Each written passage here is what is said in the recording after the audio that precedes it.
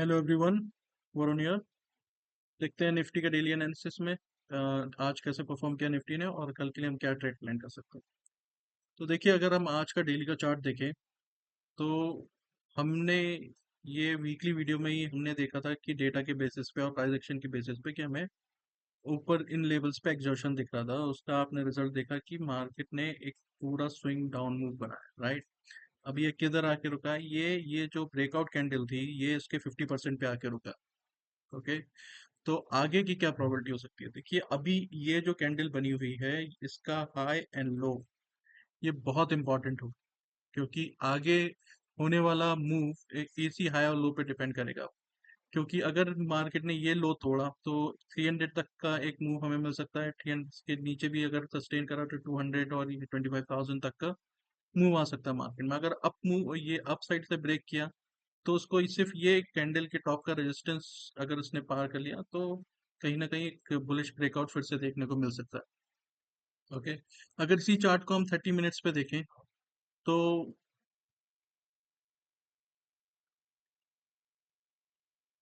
देखिए आज मार्केट ने किस हिसाब से मूव किया। देखिए, हमने कल ये बोला था कि मार्केट की ये जो रेंज है जिसमें कल बेस बनाया मार्केट ने एक तरीके का, ये बहुत कल के मोमेंटम को ये डिफाइन करे। ओके, तो अगर इसके नीचे प्राइस जाता है तो कहीं ना कहीं हमें 400, 380 और 400 के लेवल्स देखने को मिलेंगे। और आप एग्जैक्टली देखिए, मार्केट ने लो 380 375 का ही बनाया, और जैसे ही मार्केट इसके नीचे आया एक छोटा सा पुल बैक, ये ऊपर के लेवल्स को टेस्ट किया और एक पूरा मूव आया, राइट। तो एज अ ट्रेडर अगर देखा जाए तो हमारे पास दोनों मूव की अपॉर्चुनिटी थी, ये नीचे का मूव और ये ऊपर का मूव। क्योंकि ये हमें कहीं ये एरिया में जब प्राइस रुका था तो हमें ये तो पता था कि ये सपोर्ट जोन। ओके, तो ऑब्वियसली यहाँ पे एक अप मूव की भी ट्रेड लेना बनता था और टारगेट यही होते जो ऊपर का बेस बना हुआ था, यही हमारा इनिशियल टारगेट होता, उसके बाद हम ट्रेल कर सकते थे, राइट। अब इसी चार्ट को अगर हम एक छोटी सी चीज और देख बताना चाहूंगा कि अगर कल का ये लो टूटा तो हमारे पास ये 300 तक का सपोर्ट है, ये वाला जो जोन है। ओके, और इसके नीचे अगर अगर ये आया तो हमें 100 पॉइंट्स का ये मूव मिल सकता है। अगर इसके नीचे सस्टेन करा तो हमें फिर ये लेवल्स देखने को मिल सकते हैं, राइट।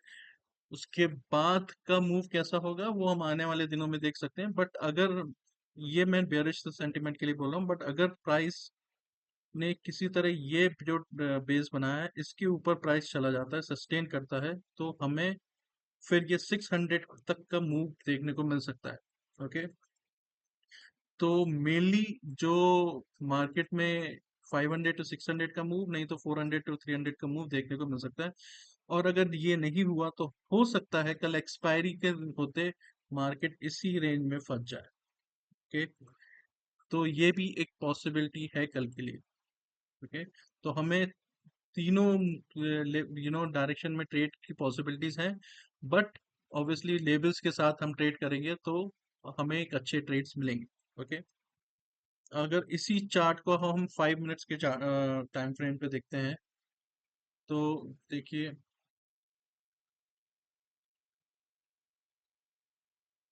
आज हम कैसे मार्केट में ट्रेड कर सकते थे। जब ये आज जो ये 5 मिनट्स की कैंडल बनी थी या 15 मिनट्स की कैंडल ले लीजिए, ये जो 15 मिनट्स की कैंडल बनी थी और ये अप जो 565 का एक्चुअली जो लेवल तोड़ा था और इसके अंदर एंट्री करी थी, ये जो उसके बाद जो ये बेस कैंडल बनी थी, ये एक्चुअली बेस कैंडल इंपॉर्टेंट हो गई थी। ये इसलिए क्योंकि ये कैंडल तब बनी थी जब मार्केट ने पहली बार इसका सपोर्ट लिया था। ओके, तो उसके बाद चाहते तो इस जब मार्केट यहाँ से नीचे से इसको रीटेस्ट कर रहा था तब भी हम एक ट्रेड ले सकते थे, बट ये अग्रेसिव ट्रेड होती। हमें अच्छी ट्रेड कहाँ पे मिल सकती थी? वो जब मार्केट, जैसा हमने कल डिस्कस किया था, जैसे ही प्राइस इन लेवल्स के नीचे गया, ओके, देखिए इसके नीचे गया, इसको रीटेस्ट किया और इसके बाद ये पूरा अच्छा मूव आया।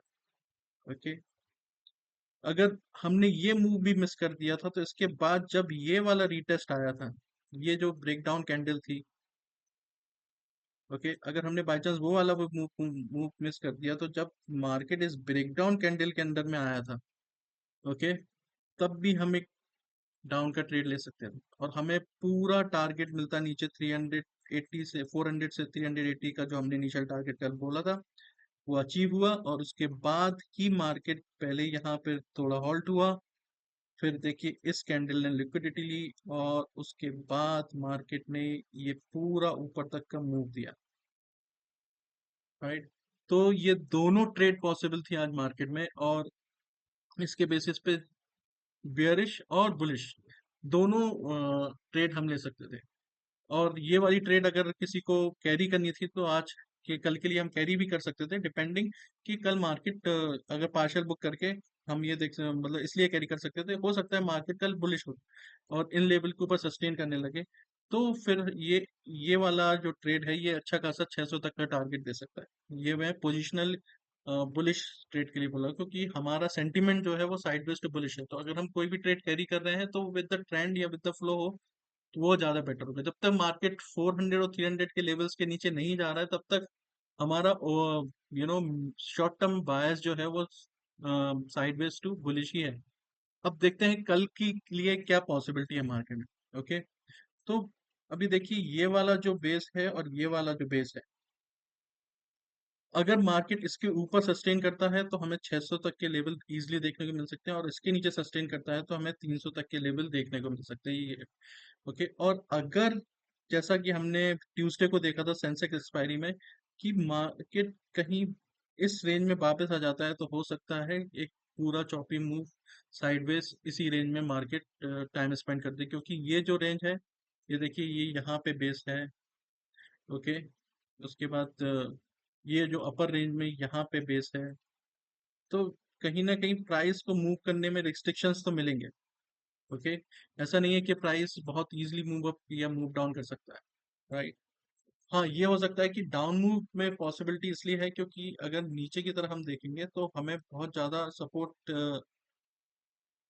नहीं है, सिर्फ ये जो वाला जो लेवल है, ये वाले लेवल से हमें एक सपोर्ट दिख सकता है, जिसके लिए हम एक्सपेक्टेशन रख रहे हैं। अभी तो हमें इस जोन से, जो ये प्रीवियस स्विंग और ये साइडवेज का जोन था, उससे सपोर्ट मिला। अब ये पॉसिबल है कि प्राइस को इस लेवल से सपोर्ट मिले।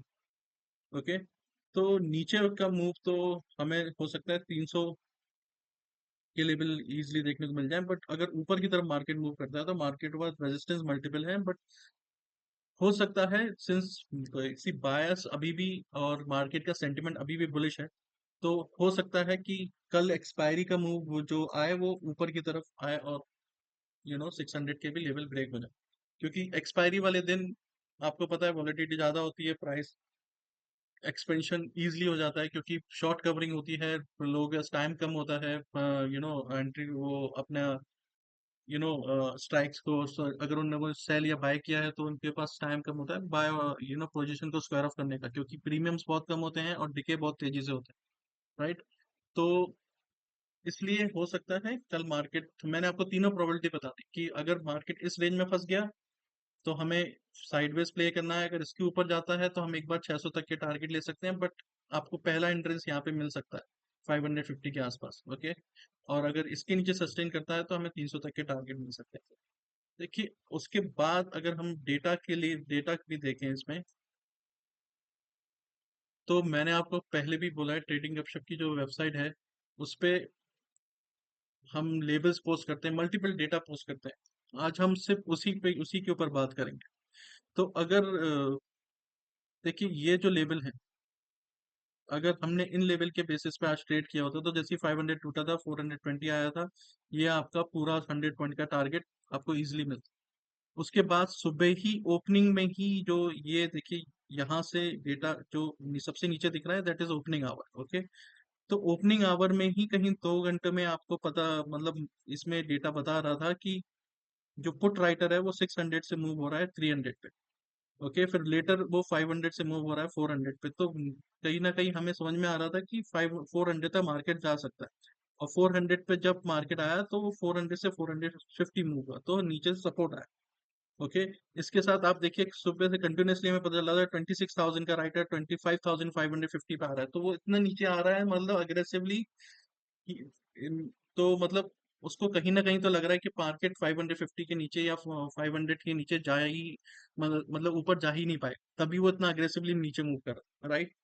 तो ये हमें मॉर्निंग में ही ये यहाँ पे अगर हम इस वेबसाइट को देखते, ट्रेडिंग अपशप का जो डैशबोर्ड है उसको हम ऑब्जर्व करते, तो ये हमें मॉर्निंग में ही पता चल रहा था कि मॉर्निंग के फर्स्ट 2 आवर्स में ही हमें समझ में आ गया था कि मार्केट में एक बियरिश मूव आ सकता है।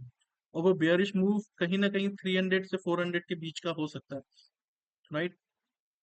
और उसके बाद अगर आप देखेंगे अभी जो ये सेंटिमेंट आप देख रहे हैं, ये क्लोजिंग कैन आवर का है। तो क्लोजिंग आवर में आपको भी पता है एक अब शॉर्ट कवरिंग आई थी, जिसके कारण एक अपमूव आया था, इसके कारण ये सेंटिमेंट अब दिखा रहा है। बट यूजली यू नो जब ये अगर आप दिन में इसको देखते तो आपको समझ में आता कि वो ये सेंटिमेंट दिन भर में आपको सेंटिमेंट डाउन ही दिखाता है, ओके। और उसके बाद आपको एडिशनल कंफर्मेशन कहाँ से मिलते हैं? आपको एडिशनल कंफर्मेशन अगर आप देखेंगे